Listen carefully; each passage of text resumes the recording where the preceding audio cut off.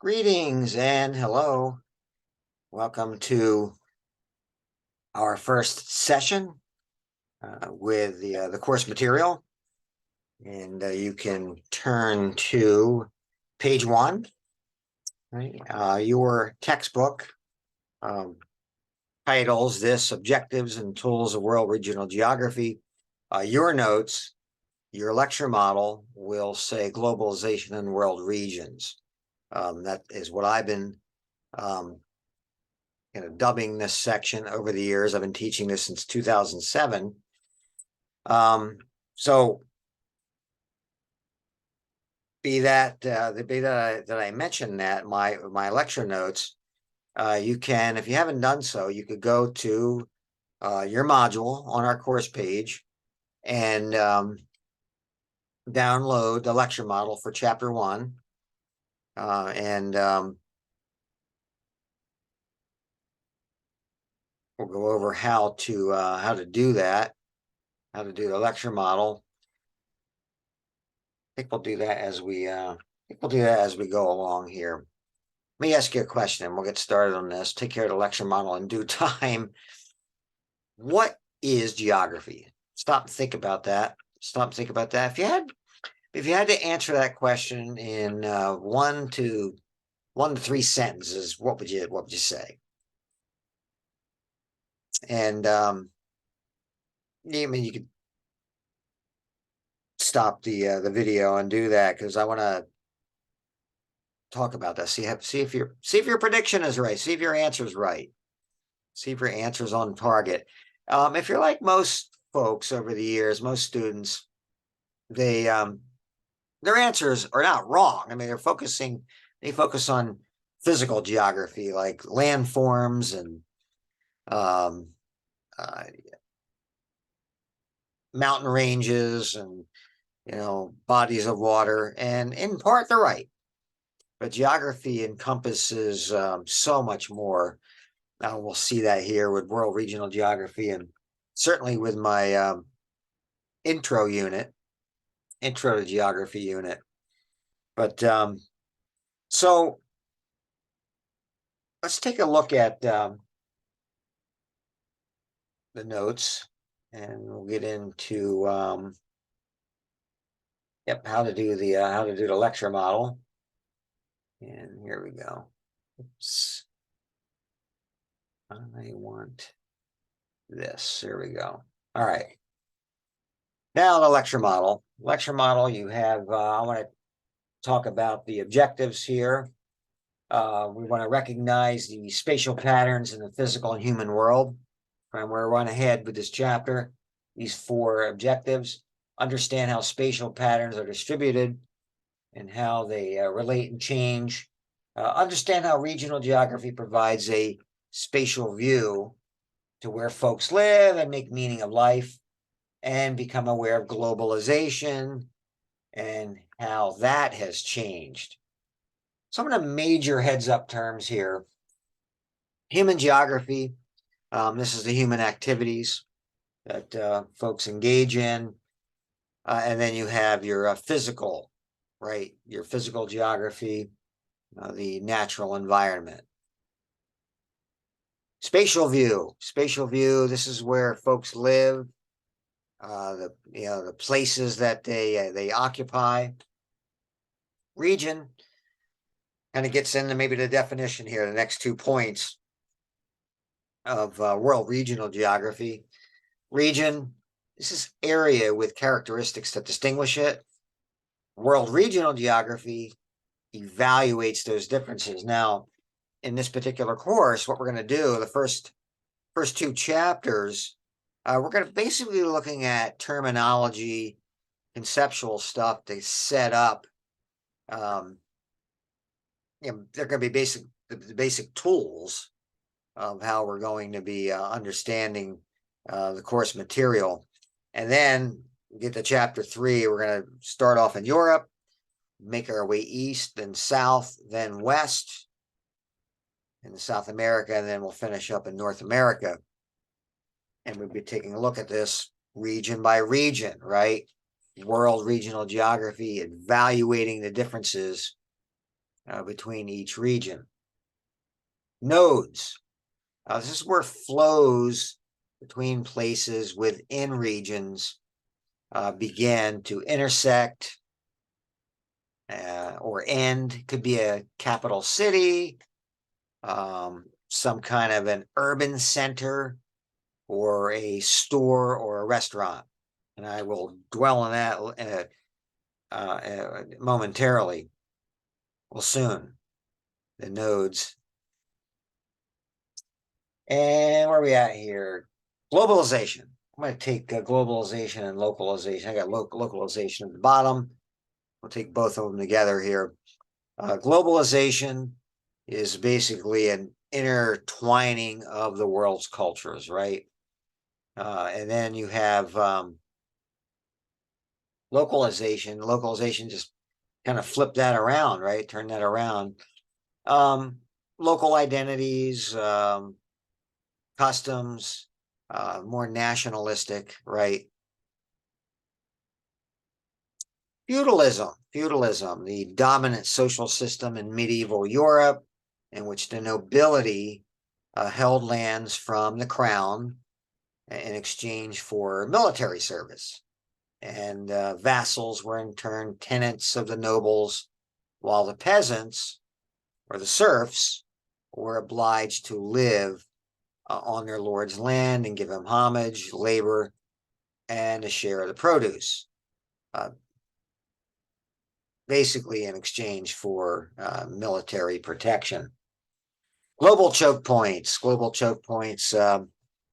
most famous, most well-known, the Panama Canal, right? Suez Canal, Northwest Passage, the Hormuz, Strait of Hormuz, Panama Canal, right? Very significant, important place that connects the Atlantic and Pacific Oceans as a trade routes for ships, for shipping.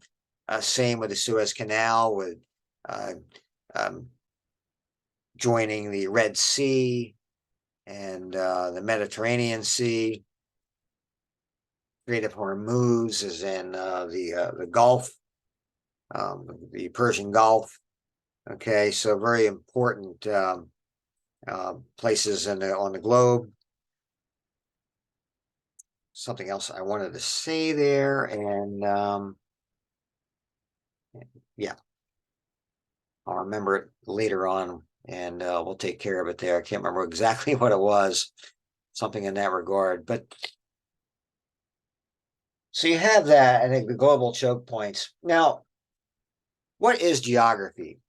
I'm going to expand on this a little bit. We're looking at the notes now, and on your lecture model, right? This kind of gets into how to use the lecture models. On the lecture model at this juncture, you guys will see some white space. And I have some notes there on the screen that you will fill in, right? We're in college, you can take some notes. And a lot of other places I fill in the blanks because of time. But here's the thing. Whether it's the fill in the blank sections or where you're writing and filling in the notes, this is what I want you to know for the quizzes. And this is what I want you to be using to answer your discussion questions, right? So you're not freelancing. Okay, so in that way, you're pleasing me and you're probably getting good grades, and at the least you're transferring, right? You're getting transferable grades. So let your lecture model be your peg, right? To all of that good stuff. Okay. So what is geography? And again, for you auditory learners, I'm going to talk about this. You can stop the video and write it in, fill it in. If you need to, you can go back, hear me talk about it, or hear me before you stop and write, whatever, right? Geography is a discipline that studies the spatial patterns in the human and physical world. Answers how and where humans and natural features of the earth are distributed. and how they relate to each other and how they change. Geographers therefore examine the distribution of such things as vegetation and language patterns, right? To delimit regions and so forth. So looking at the fill in the blanks, to expand on this question here, what is geography? Geographic studies are important as there is tremendous amount of diversity, connectivity, and change among human and physical features. So the world we live in is very dynamic with constantly changing human, environmental, political, economic, and social interactions. World regional geography provides a framework to enable us to make better sense to the complexities of this world. So the discipline of geography is one that provides a spatial view of the world, whereby geographers study spatial patterns and then they therefore attempt to explain them. Geography is sometimes divided into physical geography, which examines the Earth's natural environment, and human geography, which is the study of the distributions of people and their activities. So world regional geography incorporates elements of both types of analysis. Geographic study matter. Geographers use several approaches. They establish scientific laws to explain observations. They investigate meanings that folks give places, linking significance of individual choice to roles of institutions like government, marriages, et cetera, et cetera. Now, the types of subject matter, physical and human geography. Types of subject matter, physical and human geography. Physical geography, looking at natural environmental processes like climate, plant life, soils, mountains, and rivers. The study of human environment looks at relationships, both the impact of the environment and on human activity and vice versa.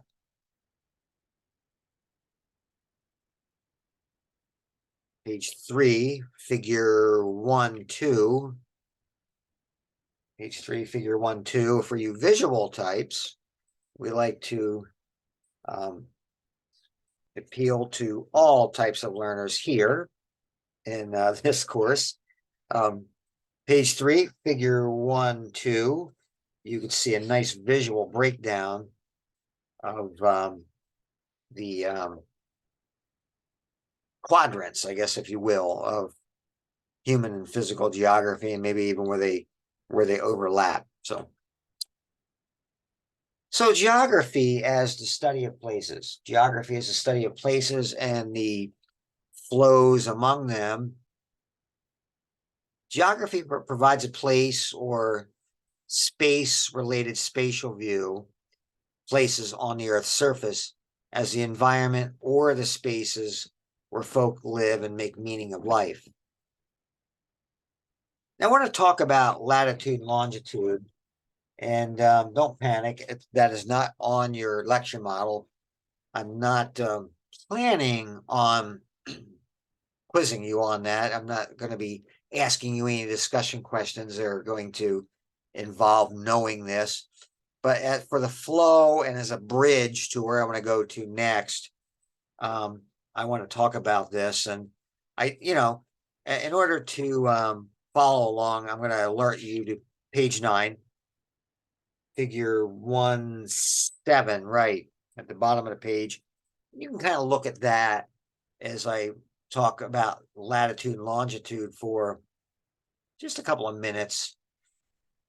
Absolute location, and again, talking about things you probably learned, and it's things you probably had if you had any geography courses in high school, right? might be recollecting at some of this. Absolute location, I'm talking about the precise, right? Precise position of places on the Earth's surface. Latitude, how far north of the equator a place is, and this is measured in degrees.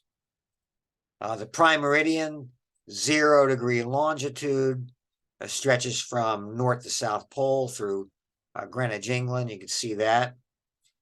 Parallel of latitude is a circle that joins places of the same latitude at the Earth's surface. And the ground surface, the ground distance between those lines is generally about 69 miles. Longitude, that measures positions east to west.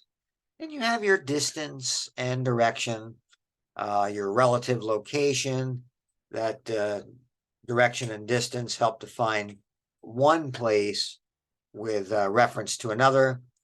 And then you have your friction of distance, the increasing cost of distance between places. Scale of size. The scale is the arithmetic relationship between actual distance on the ground and map representation. Map scales vary with size to be mapped and the map's purpose. You have your small scale maps and your large scale maps. Your large scale maps actually look at smaller areas. You wouldn't think so by the way it sounds, right?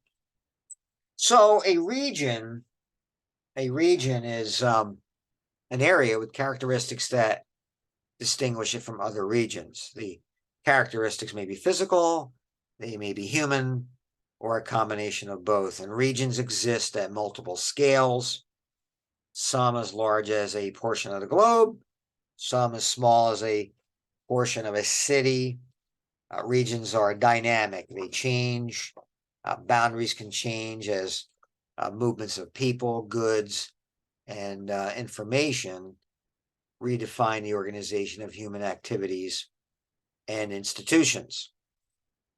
So the geography of regions, looking back at the lecture model for what I want you guys to be jotting down. Geography of regions, regional geography, it evaluates differences and similarities and between defined areas or regions of the Earth's surface. The regions are dynamic, right? So you have these dynamic concepts, I call it, of regions. And regions are defined by geographers, right? They're defined by geographers for specific persons or purposes. I'm sorry, for specific purposes. So no region endures forever because the world is changing, and so are the perceptions of people. There are 3 different types of regions. You have your formal region. That's probably not going to change as much. That's based off of maybe a climate pattern or a plant characteristics, some kind of a law or a custom, where functional regions will change. Functional regions are usually such based off of some kind of economic activity. Just in the area we're in, you guys, a lot of you guys watching me are up in the Crescent area. I'm down in Somerset, and in between us is Johnstown, right? Used to be a steel hub, right? Not so anymore, right? Johnstown was pretty significant, connecting the area to the state and the wider, the nation and the wider world. Not so much anymore, to the point where it's actually lost people, right? It's actually lost population. So as a functional hub, it's certainly changed. Then you have your perceptual regions that's based off of the kind of the outlooks of the people who live there and the people who live around it or know about it. Again, West Virginia, probably a nearby perceptual region, maybe scoffed at and laughed at, stereotyped here in Pennsylvania. And I know the folk down there are awfully proud of their heritage. The relationships between human and natural environment features are basic to understanding of regional geography. Recently, studies assess the impacts of human activities on the physical environment. Regions are dynamic because of the internal and external flow of people, goods, and ideas. Nodes are places where the flows begin, it's where they intersect or end, and it may define a regional boundary, could be a capital city, or it could be a store or a restaurant. And I mentioned that at the top of all of the lecture with the heads up terms, and I know some folks are like, how does it do that? Well, down here where I'm at in Somerset, we have some small outlets, and we have a small town, but we have a popular restaurant here at the outlets, and that brings in people from outside of Somerset, and they therefore, shop in town, shop at the maybe the outlets, and so serves as a pretty significant node in that regard in a small sense. Geography of regions, you have the making and remaking of regions. Again, I have some white space there. There's some notes. I'm going to talk through it, and you can do what you want with that and when. But people create regions, right? A couple subpoints here under making and remaking regions. People create regions. People living in a region determine its characteristics. Human interactions at crucial places of history set a region apart from other regions. Folks inside or outside of a region are frequently aided by the press, the media, or some kind of government propaganda, which, for lack of a better way of saying it, kind of gins up their own perspectives of a region's identity. So, residents may see their relations with others as hostile or friendly, right? Mexicans toward the United States, the South, and the Confederate flag, and so forth. So human actions are ultimately most important in defining regions because folks live differently in similar natural environments. People remake regions. People remake regions. Boundaries between regions can change over time. A classic example of this would be the European boundaries in Africa circa 1880s. You already had, before the Europeans were there, you had tribal boundaries, which caused warfare. And then the Europeans came and further divided, and rearranged boundaries even more. Regions interact with other regions. No region is secluded. No region is secluded. Folks in coastal towns of China, Vietnam are making goods that are sold here in the US, for cultures, for people that they would never interact with, never care about. Some areas affect surrounding regions through their role in funneling trade through narrow ocean route thoroughways. For example, wealthy countries defend passage of ships through global choke points like the Northwest Passage, Suez Canal, the Strait of Hormuz, and the Panama Canal. And I didn't do it, I apologize, for a visual of the Strait of Hormuz and the Suez Canal. I think I have 331 here in my notes, and I don't think that's right. So for you visual types, look in the index, Strait of Hormuz is there, Suez Canal is definitely there. I apologize for not having that down.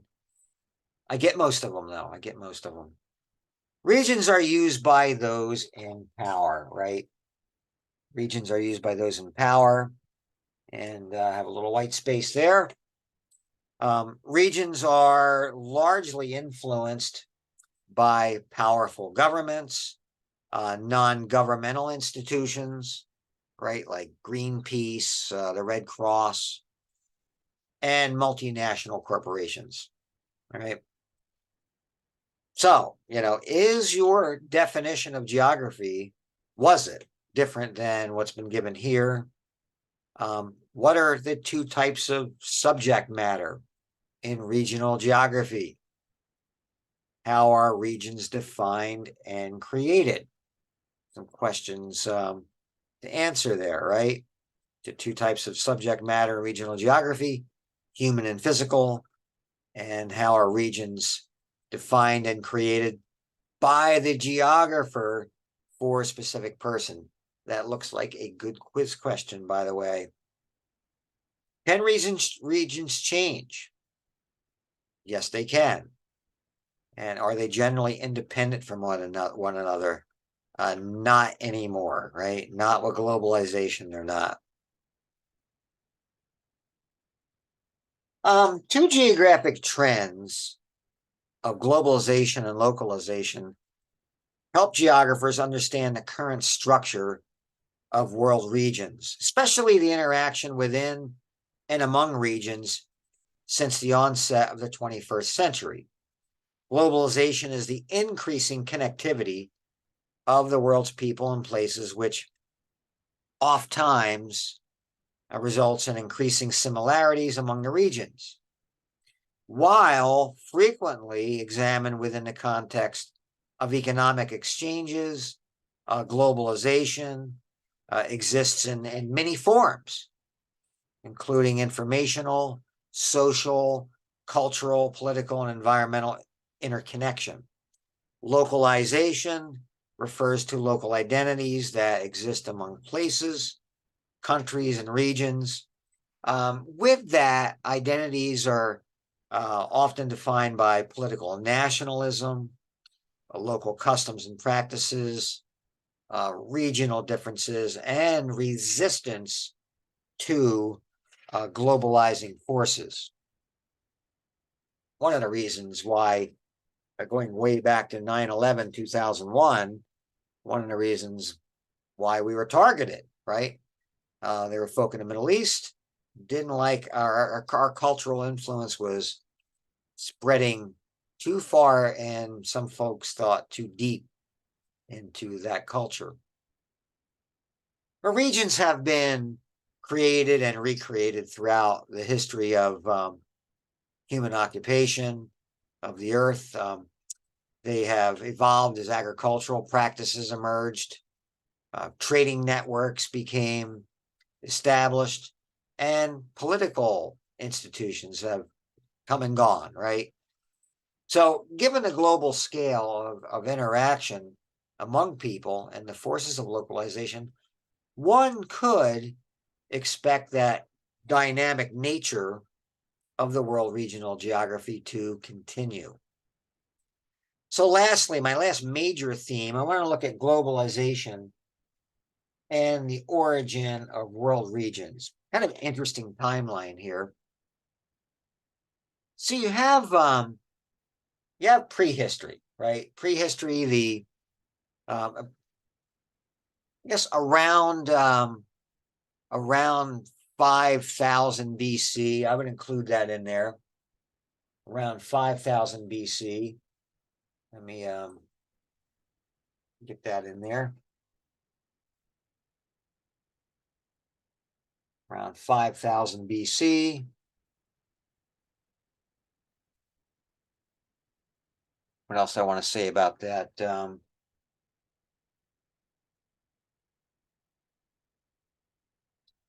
Cap that.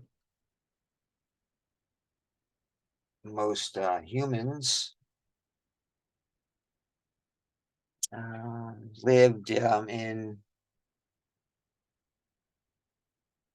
pretty much family-based groups.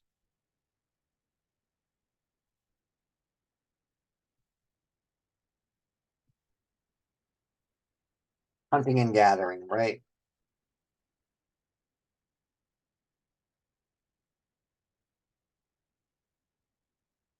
There we go.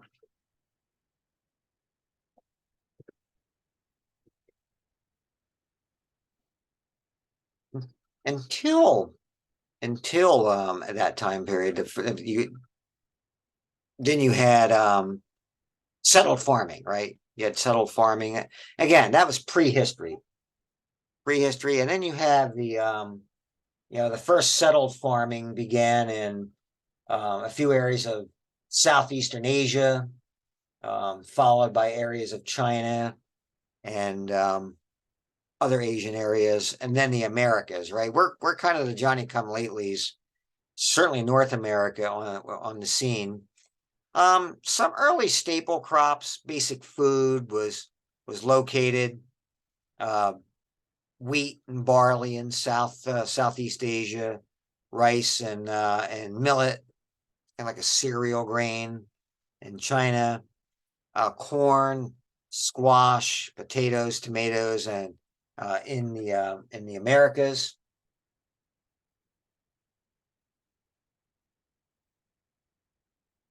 Then you had city-states and empires. City-states and empires. Early civilizations were marked by irrigation farming, much wealth expressed in major buildings and technical development and writing. Early civilizations saw large surpluses of farm products from their societies, and they in turn remade regions into something new and distinctive. You had productive irrigation farming that was found along the lower Tigris Euphrates rivers and what was then Mesopotamia, which is today modern day Iraq, the Huanghe River in China, and along the coast of Peru. On page 52, figure 3-4, you can check out visuals of that, of those particular areas. Then you had trading empires and what the classical civilizations. And by now, I'm sure you guys are getting a rhythm. You see that white space? Got some notes to fill in here, right? I'm going to talk about it. By AD 200, trade routes for high-valued goods were extended between Rome and China along the Silk Road. In the Americas, the Mayas developed their own writing system based around huge public buildings by AD 250. Then you had disruptions and migrations and feudalism. Feudalism, people received military protection in exchange for working a proportion of their time for a local warlord. The warlord gave allegiance to higher orders of knights, kings, and emperors. The downsides were that the trade got hurt because everything was just too local. Everything was too local, and there were no stable boundaries. It's arguable that the lawyer class, right, developed in earnest at that juncture. The lawyer class to, manage and establish, not manage, but establish where the boundaries were, right? Then the modern globalizing world. You have the new systems of trade and wealth expansion developed in Western Europe by about 1450. You had new maritime technology, zeal for merchants, and a missionary zeal to spread Christianity. Then the industrialization followed, right, and colonization. After gaining independence in 1950, the colonies were still economically dependent on their colonizers. Globalization, countries, and protectionism. After gaining, Britain, the British merchants invested their new wealth from overseas ventures in the factory-based concentrations of manufacturing. Advantages were gained through trade, military, and colonialism. After World War II, and the Cold War, merchants began to, after World War II, globalization was polarized. Globalization was polarized between the Cold War superpowers and roughly 1950 to 1990, right?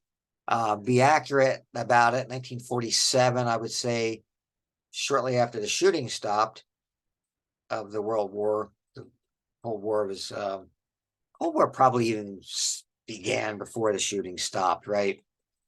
International institutions came into being. Cold War ends last day of 1991. Soviet Union dissolved. So before the time of written records, how did folk live? Agriculturally, right? By AD 200, what had developed to start interconnecting the world, or what began the development of globalization? Trade routes. What is globalization? That increasing interconnectivity among the world's people and places. Now, on your modules, Chapter 1 module, if you haven't seen this, I have a visual that wraps everything up. Again, for you visual types, I'm taking care of you guys, right? It's, do I get this on there? Okay. Looks like this. And I'll just go over that as you download it. We look today at globalization and world regions. Geography is studies spatial patterns in the human and physical world. It studies how and when humans and natural features of the earth are distributed and how they relate and change. Globalization and world regions includes study matter, right? The subject matter breaks down the physical and human geography, includes scientific laws, the study of places and institutions. Globalization and world regions includes the geography of regions. We looked at regions are remade, boundaries change. They are made by people, by the media, government. They're dynamic. They get created and defined by geographers. They are used by those in power, governments, NGOs, multinational corporations. They interact with other regions through global choke points and trade. And then timeline of globalization. Prehistory, hunting, gathering, right? About 5,000 BC. Settled farming, China, Asia, and the Americas. City-states and empires, the next era. Irrigation, farming, building, construction, writing.